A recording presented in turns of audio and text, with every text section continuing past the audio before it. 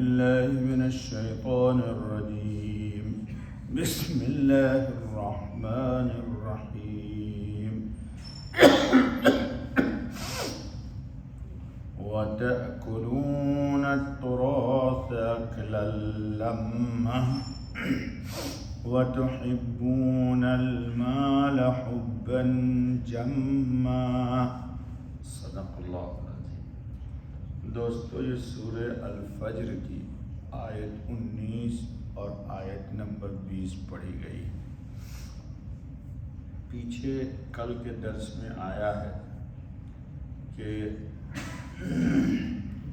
بخل فی نفس ہی اچھی چیز نہیں ہے. اللہ تعالیٰ نے رد کیا تھا کہ کلا بل لا تکرمون الیتیم ولا تحاضون علی طعام المسکین، کہ وہ یتیم کا بھی اکرام نہیں کرتے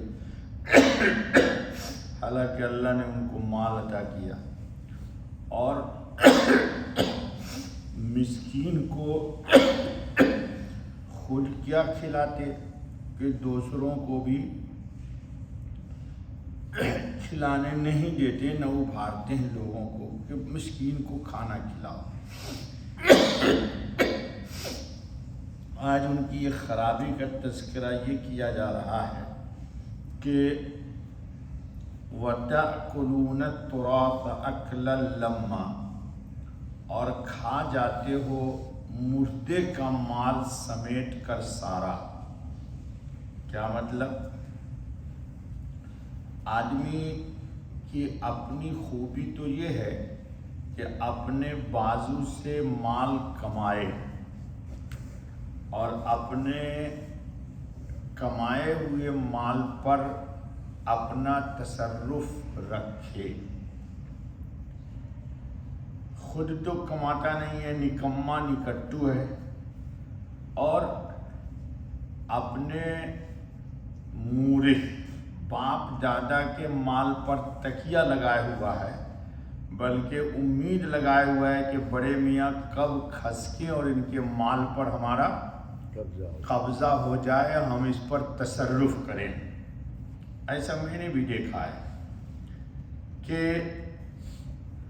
سوچتا ہے کہ جلدی ابو جائیں کھسکیں، ان کے اکاؤنٹ کا پیسہ میرے قبضے میں آئے، اور ابو ہم کو دیتے نہیں ہیں. بھائی ظاہر سی بات ہے، جس نے کمایا ہے اس کو آپ کے مقابلے میں زیادہ محبت ہوگی مال سے، تو اپنا کمایا ہوا مال آدمی کیوں دے دے. اور پھر دوسری بات یہ ہے کہ باپ ہے، جب تک وہ حیات سے ہے تو اس کے اپنے کمائے ہوئے مال کو خود تصرف میں رکھنا ہے، نہ کہ اپنے مال کو بیٹا کو دے کر کے کوڑی کا محتاج بن جائے. یہ تو دانائی نہیں ہے. تو اللہ پاک کہتے ہیں وَتَأْكُلُونَ التُّرَاثَ أَكْلًا لَمًّا، وراثت کا مال کھانا، یعنی مردے کی میراث لینے میں حلال حرام اور ناحق کی کچھ تمیز نہیں. جو قابو چڑھا ہضم کیا. یتیموں اور مسکینوں کے حقوق تلف ہونے دو. مطلب یہ ہے کہ تم میراث کا مال حلال و حرام سب جمع کر کے کھا جاتے ہو، اپنے حصے کے ساتھ دوسروں کا حصہ بھی غصب کر لیتے ہو. قرآن کریم نے ہمارے گزر چکا ہے درس میں بھائی بہن کہ مال کے لیے قرآن نے کہا کہ للذکر مثل حظ الانثیین، باپ کو ڈبل، بھائی کو ڈبل ملے گا، بہن کو ایک ملے گا. لیکن ہمارے یہاں کیا ہوتا ہے اجمی ملکوں میں کہ بہن کو تقریباً میراث نہ دینے کا ایک عام رواج ہے، اور اللہ کے اس حکم کو توڑ دیا جاتا ہے. وہاں تفصیل گزری ہے. یہاں خصوصیت سے میراث کے مال کا ذکر کیا گیا، حالانکہ ہر ایک مال جس میں حلال و حرام کو جمع کیا گیا ہو ناجائز ہی ہے. وجہ خصوصیت کی شاید یہ ہو کہ میراث کے مال پر زیادہ نظر رکھنا اور اس کے درپے ہونا بڑی کم ہمتی اور کم حوصلہ ہونے کی دلیل ہے۔ جیسے کہ میں نے کہا کہ خود تو کراتا کچھ نہیں ہے، ابو کے مال پر تکیہ لگایا ہوا ہے، کوشش میں ہے کہ ابو جنگلی دنیا سے کھسکیں اور ان کے مال پر ہم کو تصرف ہو جائے۔ کہ مردار جانور جو کیا کر رہے ہیں کہ مردار خور جانوروں کی طرح تکتے رہے کہ کب ہمارا مور سے اعلیٰ مرے اور کب ہمیں یہ مال تقسیم کرنے کا موقع ہاتھ آئے۔ اولو العزم اور باہمت لوگ اپنی کمائی پر خوش ہوتے ہیں، مردوں کے مال پر ایسی حریصانہ نظر نہیں ڈالتے۔ جی ایک جانور ہوتا ہے نا گدھ کیا کرتا ہے؟ مردار کے انتظار میں رہتا ہے کہ مرے میں نوچ نوچ کے کھاؤں۔ تو کہتے ہیں اسی طرح انسان اولاد خود تو کرتا کراتا کچھ نہیں ہے، ابو ہی میں عیب نکالنا ہے۔ یہ بڑے میاں کو یار کیا مطلب یار، ہمارے حوالے کر دیں۔ میں نے دبئی میں دیکھا ہے ایک صاحب اپنے والد کے سلسلے میں یہی کہتے تھے، جی والد دنیا سے چل بسے، یقین یعنی برکت بھی چلی گئی، ایسا لگتا ہے۔ کیا پتہ انسان کو اللہ کے نزدیک کس کا کیا مقام ہے۔ جی یہ بھی علامات قیامت میں ہے کہ انسان اپنے بڑوں کو اپنے سے عقل میں کم سمجھے۔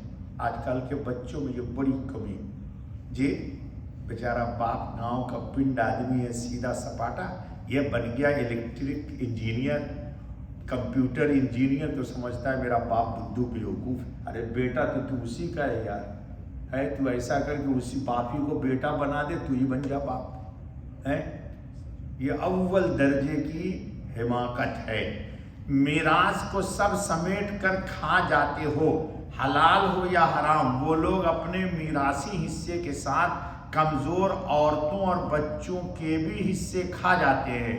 جی یہ ان اچھی حرکت نہیں ہے، اسی کو اللہ کہتے ہیں وَتَأْكُلُونَ التُّرَاثَ أَكْلًا لَمًّا۔ اور ہمارے ملکوں میں تو یہ تو ہو ہی گیا ہے، چھوٹے چھوٹے بچے ہیں، بھائی مر گیا تو اس کے مال پر قبضہ جما لیا اور تصرف کر رہے، بیچارے یتیم کو کان پکڑ کے آؤٹ کیا ہوا ہے۔ جی اسی لیے پیچھے گزرا ہمارے درس میں نا کہ یاکلون فی بطونہم نارا، وہ پیٹ میں آگ کھا رہے، قیامت کے دن پیٹ میں ان کے چمنی لگی ہوگی، چمنی جس سے دھواں نکلے گا کہ یہ یتیم کمال کھائے گا۔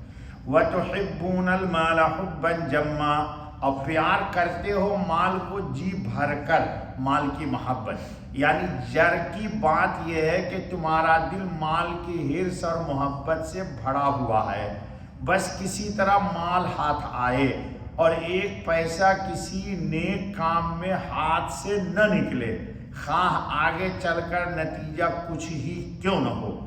مال کی اس قدر محبت اور پرستش کے آدمی اسی کو کعبہ مقصود ٹھہرا لے، صرف بے ایمانوں کا سیوا ہو سکتا ہے۔